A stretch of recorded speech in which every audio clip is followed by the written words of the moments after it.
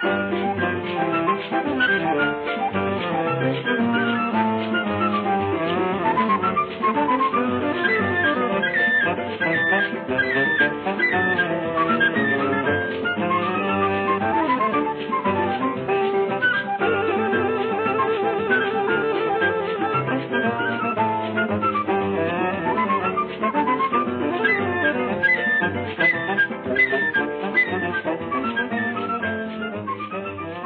de futebol. Você jogou onde aqui? Aqui em Londrina. Fui amador. Londrina não tinha o futebol profissional do Londrina ainda. Por isso foi que eu não segui a carreira de futebolista. Fui campeão de Londrina em 1952, jogando pelo Torino. Fui o artilheiro de Londrina jogando pelo Torino. Os campos aqui eram feitos por nós mesmos. Nós pegávamos enxadão, capinávamos o local, colocávamos as traves e começávamos a jogar aqui. Você dirá, mas... E o toco, quanto esquerdo? Quem? O toco? Os campos da minha época era o campo do Grêmio, para lá da rodovia. O campo do Vila Nova, que era na Vila Nova, só que tinha um toco na ponta esquerda, porque naquele tempo não tinha trator para arrancar o toco. Então era a ponta esquerda de bravo o toco para não chegar no gol. Me lembro que ali onde hoje é o Moringão, ali era o campo do Palmeirinhas. Me lembro do campo do Grêmio, que era para lá da BR-364. Me lembro do campo do 7 de setembro, na Vila Gazone. Me lembro do campo da Vila Nova, onde joguei muitos anos. Me recordo. Na Avenida Paraná você jogou? Na Avenida Paraná. Ali na Avenida, é o campo da Cutia. Ali era o campo do esporte. Do esporte, depois Cooperativo Cutia. Isso aqui foi um grande zagueiro que jogou, inclusive, futebol profissional, não foi? Jogou em São Paulo. Amador. Ele era amador, mas chegou a ser convidado para ser profissional. Ele era de Cambé, entendeu? É o famoso Osíris, é o Cambé, zagueirão forte, né? E até no estádio aqui era mato, tiveram que derrubar as árvores, mas tinha uma árvore ali bem no meio, uma figueira imensa, que eles não conseguiram arrancar nem a raiz, nem nada. Diz que a figueira era muito grande, trouxeram um trator, não conseguiu, 2 tratores, um de um lado, outro de outro, e não tiraram a figueira. Encontraram uma única solução, botar fogo no miolo, no cerne, no centro da figueira. Botaram fogo, mas os carinhas loucos para jogar bola, porque os próprios jogadores fizeram terraplanagem, carpir, com enxada, com picareta, com tudo. Tiraram as raízes das coisas, mas aquela figueira ninguém conseguiu fazer nada. Botaram fogo no cerne e diz que ela queimou coisa de uns 60 dias. Ela ficou queimando. E eles jogavam em volta da figueira. A figueira diz que era bem no centro do campo. Então começaram a jogar futebol aqui no meio. Bom, então você vê que os pioneiros, falei no Minati, falei no Amadeu Mortari, falei no Gianni Jacob, Mário Fugante que ajudou muito. Você me falou no Augusto. Augusto Rabal? Não, Augusto, que criou o esporte, o campo do esporte. Que era o primeiro campo londrino, o campo do esporte. Joguei no Infantil de Londrina, Juvenil de Londrina, joguei no Amador do Corinthians.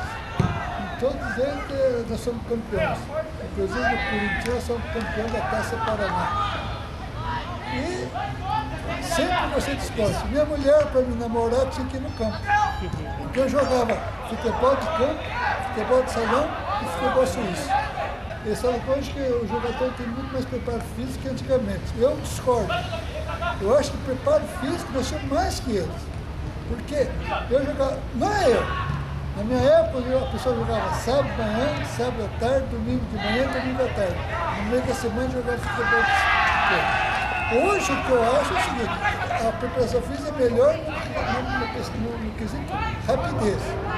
Se a gente fazia, em média, vamos supor, 20 minutos, 20 segundos, 100 metros, hoje eles fazem isso brincando. Então, eles têm mais rapidez. Mas preparo físico, aguentar jogar bola, eu digo que a gente joga um jogo, sai quase morrendo, eu saio tudo. Eu jogo, não é nós, não é eu. Quando eu tinha 15 para 16 anos, eu já jogava futebol no infantil, Guarani de Cambé.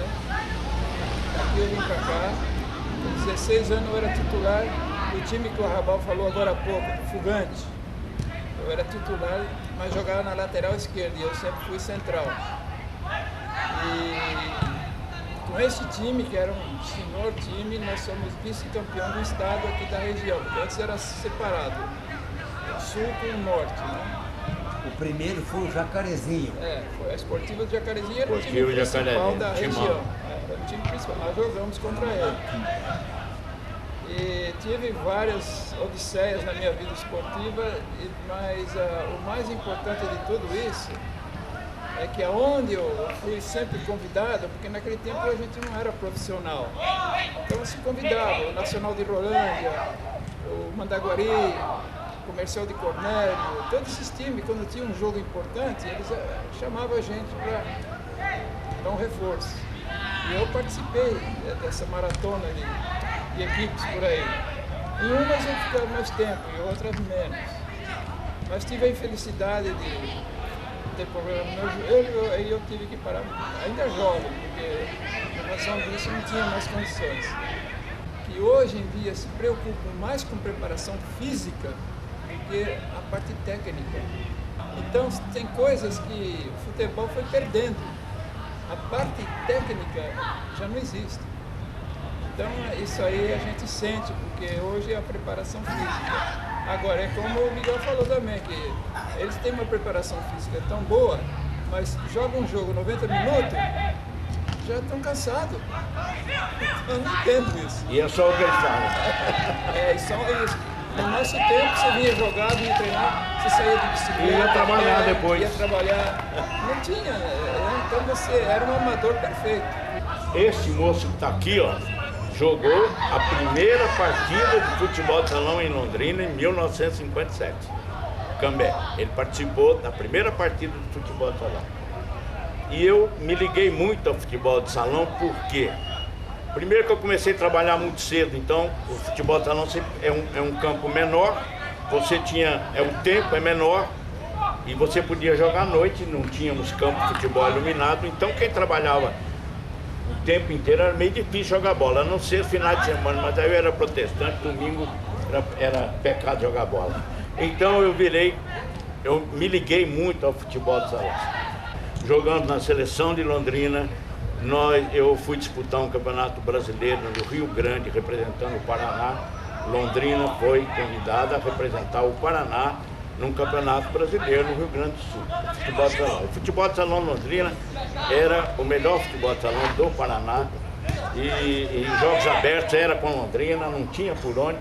Foi no dia que o José Ferreira morreu.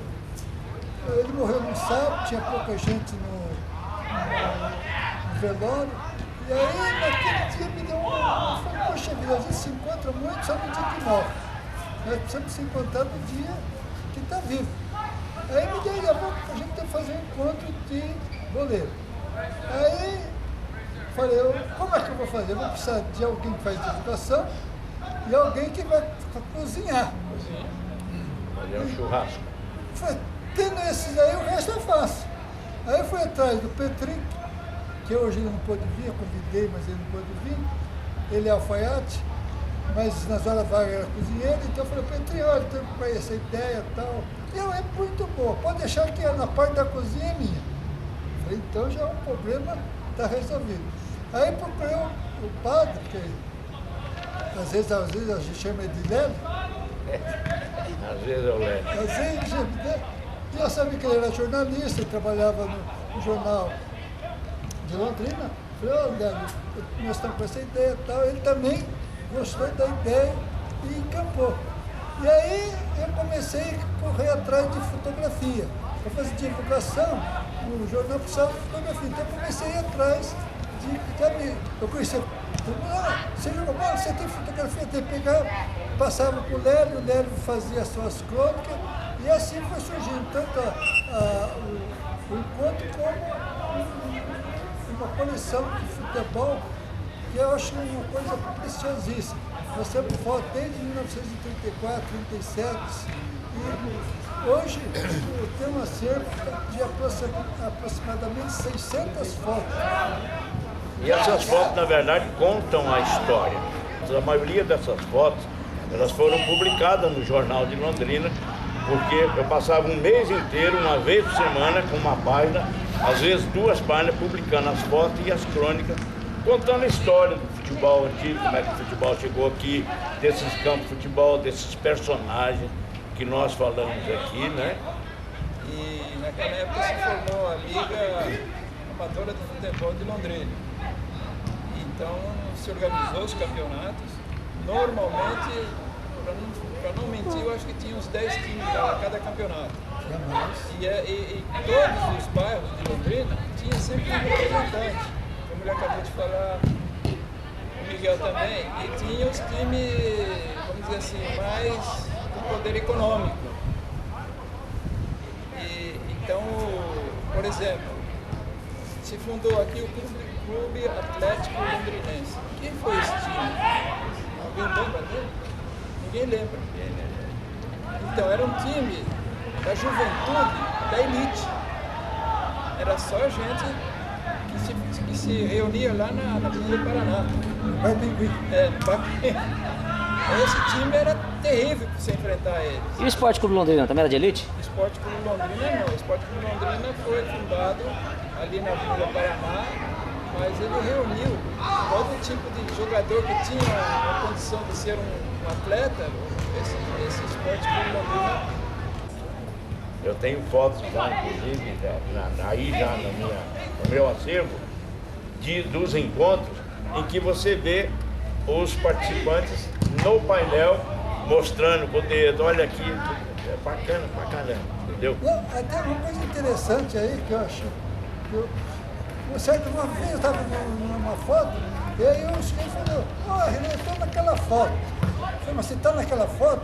Então, como era a foto mais antiga, eu conhecia todo mundo. Eu falei, mas esse cara não está mentindo.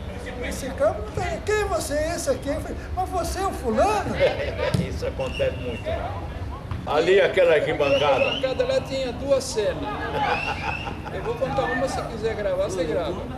Quando o jogo era bom, todo mundo estava prestando atenção no jogo e torcendo para. Quando o jogo era ruim, no intervalo, todo mundo virava para lá. Por quê? Dava as costas para o gramado.